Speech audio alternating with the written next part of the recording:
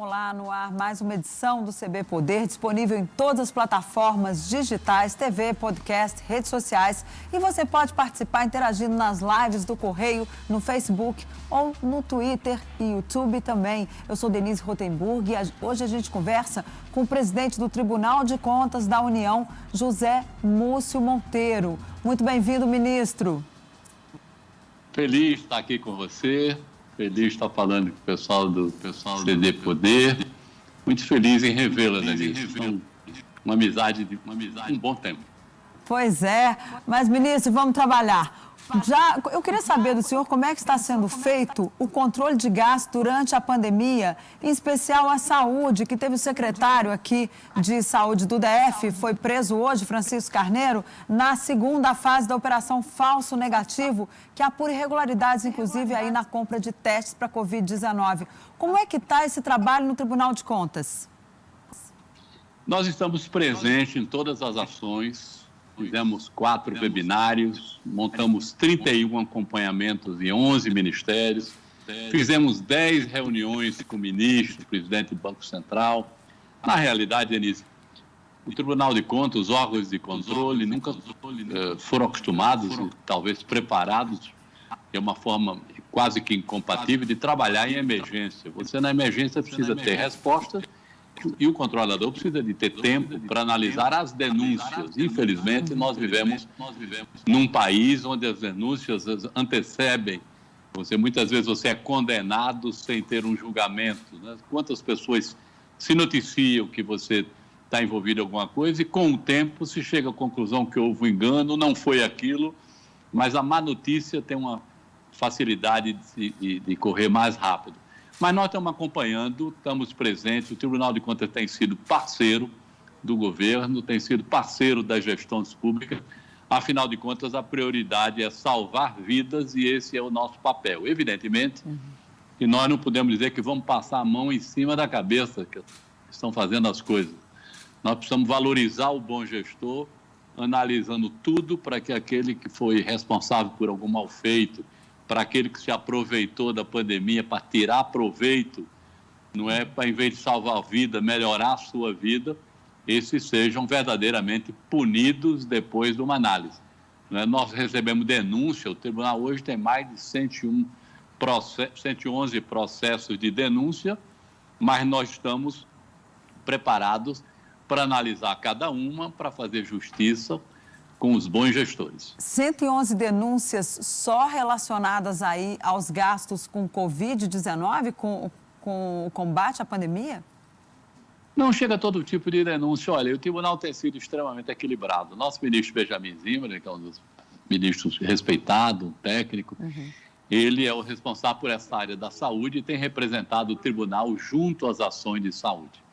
Logo no início da pandemia, ainda era o ministro Mandetta, chegou uma denúncia de uma compra gigantesca que o Ministério da Saúde havia feito e que a pessoa que estava propondo queria que fosse dado uma cautelar para que a compra fosse suspensa. 940, 960 milhões, não lembro mais, isso foi lá para maio, junho. E o ministro, equilibradamente, ele não deu a cautelar, mas promoveu uma oitiva. E o Ministério da Saúde, consciente da responsabilidade que tinha e tem, ele próprio preferiu suspender a compra. E houve um outro direcionamento, quer dizer, no Tribunal de Contas nós temos denúncia de tudo. É o ex-prefeito que denuncia o prefeito, são denúncias... nessa onda de denuncismo que nós vivemos, as pessoas misturam os fatos com a vontade de fazer mal. Vou falar, e também teve, pelo que eu andei conversando com algumas autoridades do governo, teve também, eles estavam muito preocupados com a questão do impacto em relação às obras, paralisação de obras aí com essa questão da Covid-19. O tribunal também está fazendo esse acompanhamento, especialmente aí das concessões, que em alguns casos, muita coisa foi aí paralisada? Nós estamos analisando tudo, temos feito... análise com o pessoal da ANTT, pessoal do Ministério do Transporte, analisando caso a caso. Evidentemente que a nossa economia sofreu uma paralisação gigantesca, não foi no Brasil, foi no mundo inteiro. Nós estamos vivendo com uma crise que nós nunca tivemos na história. Nós não temos nem modelo onde é que nós vamos copiar, não temos nem... Até o conselho, quem dá o conselho nunca viveu isso, que é uma crise única na história. Com excesso de comunicação, quer dizer, com excesso, vivendo num mundo de comunicação, onde todo mundo dá uma nota, opina. Um dia desse, eu recebi uma mensagem do interior lá de Pernambuco, dizendo, olha, caiu um avião aqui, eu ouvi uma explosão. Aquilo dissemina, no outro dia não foi nada, tinha sido um negócio de uma caldeira, de uma pequena indústria lá, mas a primeira notícia sempre é mais impactante. Nós temos convivido, analisando caso a caso, analisando, vamos dizer assim, os pedidos de adiamento das datas. Até tínhamos uma reunião marcada hoje com o ministro de Infraestrutura para tratar dessa questão das concessões. Foi adiada para a próxima semana, mas o tribunal tem sido extremamente consciente e zeloso pelo momento que nós vivemos, para que nós não empatemos o desenvolvimento, a geração de emprego. Não é salvar só a vida, mas é fazer com que os empregos sejam mantidos, que o Brasil volte ao seu curso normal. Pois é, o senhor falou dessa reunião que o senhor teria aí com o ministro da Infraestrutura. Eu me lembro, o senhor tem sido muito procurado por integrantes, ministros e secretários, inclusive do Ministério da Economia, em relação especialmente aí ao teto de gastos e o medo que o governo está de acabar cometendo aí alguma irregularidade que possa levar a um processo como o que aconteceu lá atrás com a presidente Dilma Rousseff. O senhor vê esse risco? O que o senhor tem aconselhado às pessoas da área econômica que têm lhe procurado? Essas coisas têm que ser feitas com equilíbrio, não é? Nosso papel é analisar as contas. Aquela questão que você acompanhou bem, a questão da época do governo Dilma Rousseff, o Tribunal de Contas avisou que estava havendo irregularidades, que não podia ser daquela forma. Nós não somos legisladores, nós não fabricamos leis nem normas. Nós apenas analisamos se as leis que estão sendo feitas estão sendo praticadas com regularidade. Isso é uma coisa, esse negócio de mexer com teto de gastos, só quem pode é o Congresso Nacional. O Tribunal de Contas não pode dizer, faça que eu autorizo. Nosso papel é analisar se aquilo que o Legislativo, de onde nós somos originários, o Tribunal de Contas, se realmente está cumprindo aquilo que eles próprios determinaram. Não podemos ser avalista do que não existe. Mas o senhor, qual é o conselho que o senhor tem dado para essas pessoas do Ministério da Economia? Para que, enfim, não gastem, segurem, como é que é? Isso tem que ser tratado com o Legislativo, isso tem que vir a proposta de lá.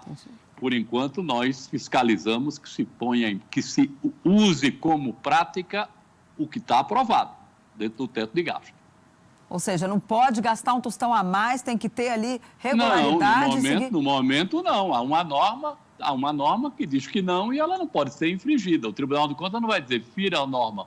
Nós estamos nos desautorizando a fazer uma análise severa, rigorosa e precisa das contas. Ao mesmo tempo, presidente, tem essa questão das obras paralisadas. Em 2018, foi feito um levantamento pelo tribunal que mostrou 14.403 obras paralisadas no Brasil. Como é que está isso? Algumas, obviamente, o governo, até o presidente Jair Bolsonaro fez algumas entregas aí ao longo do no início desse ano. Como é que o senhor vê? Como é que o Brasil vai conseguir aí concluir essas obras se nós temos essa restrição orçamentária tão grande? Mas olha, nós não contávamos também, nós vamos fazer daqui a 120 dias um ano que nós sonhávamos na noite de 31 de dezembro do ano passado para esse ano, que o Brasil crescesse mais de 1,5%, que era o nosso crescimento médio nesses últimos anos. E hoje nós vamos virar o próximo Réveillon, o próximo 31, sonhando o dia que nós vamos voltar a esse patamar de 1,5%. Evidentemente que essas despesas todas, quanto já foi aplicado, 286 bilhões foram disponibilizados pelo governo para tratar do Covid. Essa questão das obras paralisadas, eu me envolvi muito nisso, inclusive pedi ao presidente Toffoli, o presidente do Supremo, também para se envolver nisso, porque parecia que éramos nós que fazíamos controle de gastos públicos, os tribunais de contas estaduais, os municipais e nós do TCU, que havíamos paralisado essas obras. Surgiu até uma nota, cunharam uma frase que era o apagão das canetas, os auditores paravam as obras no Brasil. E nós fizemos um levantamento preciso menos de 3% das obras paralisadas no Brasil dependia de controle. O resto era IBAMA, era Ministério Público, era todas essas entidades que podem parar a obra no Brasil. Não é? Era uma questão na Justiça, questão com o Ministério Público Estadual, Ministério Público Federal, tudo, tinha de tudo. Pelos órgãos de controle, nós só tínhamos apenas menos de 3% disso tudo. Então, foi criado um programa sobre a coordenação do presidente do Supremo. O programa recebeu o nome de Destrava. E nós inauguramos por Goiás. Fomos lançar esse programa lá. O ministro Carreiro também foi pelo Tribunal de Contas. O presidente Toffoli, sua equipe, para que nós começássemos por Goiás o destravamento. Priorizou-se, inclusive, as creches, que eram obras simples, onde havia muitas creches paradas no estado de Goiás. Isso começou a ter segmento quando veio a questão do Covid e a prioridade absoluta passou a ser a vida humana, né? Entre a estrada, o posto médico, a praça, a vida humana passou a ser a prioridade 1. E todos nós estamos debruçados sobre isso. Mas algumas dessas obras, elas não seriam, inclusive, necessárias para ajudar nesse combate à Covid? Por exemplo, concluir um posto de saúde, né? Ali alguma coisa que a pessoa pudesse ir próximo à sua casa, né? Uma área de assistência social? Quem tem que priorizar isso é o Executivo, quem tem que fazer essa análise é o Ministério da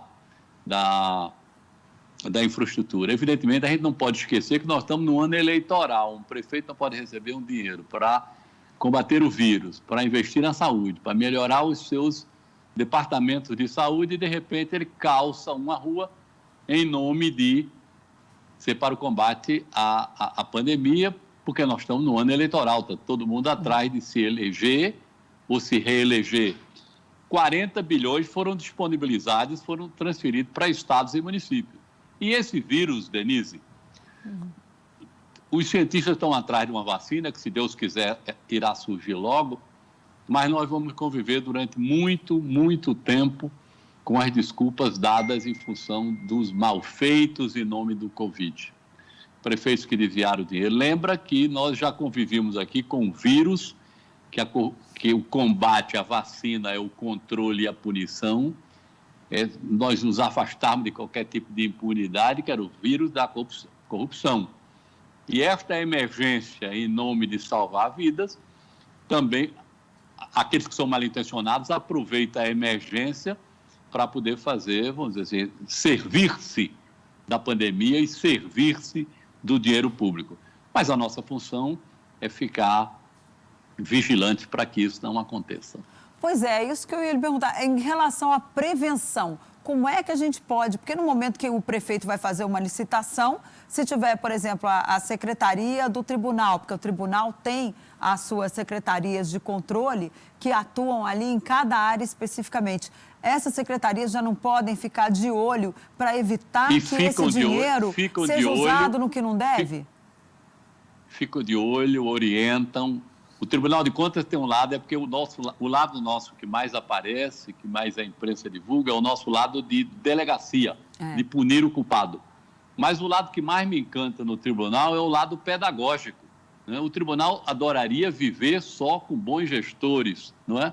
E o tribunal se coloca à disposição para orientar na hora da licitação e todos os momentos da obra. Evidentemente, tem aqueles que desafiam a autoridade, que querem, vamos dizer, legislar em causa própria, tirando proveito para si. Mas nós temos muitos prefeitos e governadores que trabalham em parceria conosco. Um exemplo que nós podemos dar aqui, o próprio ministro da Infraestrutura, o Tarcísio Freitas, é um grande parceiro do Tribunal de Contas e o Tribunal de Contas é um grande parceiro dele. Tudo que nós fazemos combinado, por aqui pode, por aqui não pode, não vamos inventar a roda, isso, aquilo, a lei não permite. E ele é um ministro operoso e o ministério dele é um ministério que produz muito, porque ele usa a lei como ferramenta de trabalho. Agora, uma área, o senhor estava falando da infraestrutura, uma área que o tribunal já teve muito problema no passado foi na área de Minas e Energia, porque a Petrobras, por exemplo, vivia reclamando das investidas, que eles usavam essa expressão aí, para quando o tribunal resolvia como é que a Petrobras está fazendo. Porque eles diziam, não, nós não devemos satisfação porque nós somos uma empresa de economia mista. Como é que está essa relação hoje? Olha, se é mista, tem dinheiro público, né? Nós não, tem dinheiro público, nós temos direito de, eu digo muito que nós somos uma agência reguladora do dinheiro público, nós vamos atrás de onde o dinheiro público foi aplicado. Essas desculpas que a Petrobras dava no passado não deram certo, eles foram punidos, nós fomos testemunha de muitos processos, essas coisas todas aconteceram. Hoje nós trabalhamos com equilíbrio com a Petrobras, né? Eu acho que o do ex-presidente Pedro Parente para cá, inaugurou-se assim uma ponte mais estreita com o Tribunal de Contas e nós temos feito um trabalho em parceria e o Tribunal de Contas não para de fiscalizar e opinar. Não é simpático o nosso papel. Você é a favor que haja fiscais, você é a favor do bafômetro, se incomoda quando o guarda lhe para. Nós achamos que o fiscal existe para o outro, mas nós somos... Eu me digo muito que nós somos um grande parceiro para ajudar as pessoas a não cometerem delito. Delito não é só do mal intencionado, não, é do desinformado também. Tem uma pessoa que erra sabendo que está errando, tem um cidadão que erra porque não tem a informação de saber que aquilo não pode. Está aí o tribunal e pode ser um órgão para dar esse tipo de consulta, orientar para que essas coisas não aconteçam. O que acontece mais? É má-fé ou desconhecimento da legislação, na sua avaliação, Olha, sua experiência aí dentro do tribunal? Eu acho que, eu não tenho esse número para lhe dizer, mas o número de desconhecimento é muito, muito, muito, muito grande, né? Prefeito lá no interior do Amazonas, 20 dias de barco para chegar lá, muitas vezes lugares que não tem internet, não há uma preocupação de procurar saber como deve ser feito, mas o tribunal tem muitos estágios até que a pessoa seja condenada, entendeu? São 5, 6, quase 7 estágios para que você possa provar, possa trazer seus documentos. Não é simplesmente você gastar o dinheiro público e não ter como provar como gastou. Você tem que dar satisfação e nós não podemos fazer caridade com dinheiro público sem a finalidade ser essa. Nós temos que ser fiscais, esse tipo de dinheiro não prescreve, você 5, 6, 7, 10 anos depois está querendo satisfação para saber como foi feito. Se for por desconhecimento, tem muita chance de provar que foi por desconhecimento. Quando Às vezes com não é intenção chance de fazer demais. mal feito... Às vezes não é chance demais? Às vezes não dá chance até demais? Não demora muito tempo para se punir esses malfeitos aí com isso dinheiro tem público? andado, ultimamente tem andado com celeridade, as pessoas às vezes com uma, duas, exaure, pronto, terminou, provou que não houve má fé, estão aqui os documentos. Às vezes acontece uma coisa que é muito rotineira no Brasil, é que o prefeito não elege o seu sucessor. E quem assume a prefeitura, por exemplo, é um desafeto político. Esse negócio no interior é muito radicalizado. Os partidos lá são os contra e os a favor. Não tem essa história de viés ideológico, não é questão programática, não tem nada disso. É meu inimigo e acabou. Então, muitas vezes, quando você não elege o sucessor, não facilita o acesso aos documentos, são documentos que desaparecem, mas tudo isso tem chance para que as pessoas possam provar a sua inocência. Ok, um minutinho e a gente volta com mais CB Poder, que recebe hoje entrevista o presidente do Tribunal de Contas da União, ministro José Múcio Monteiro. Não saia daí que ainda tem muito assunto aqui hoje para você.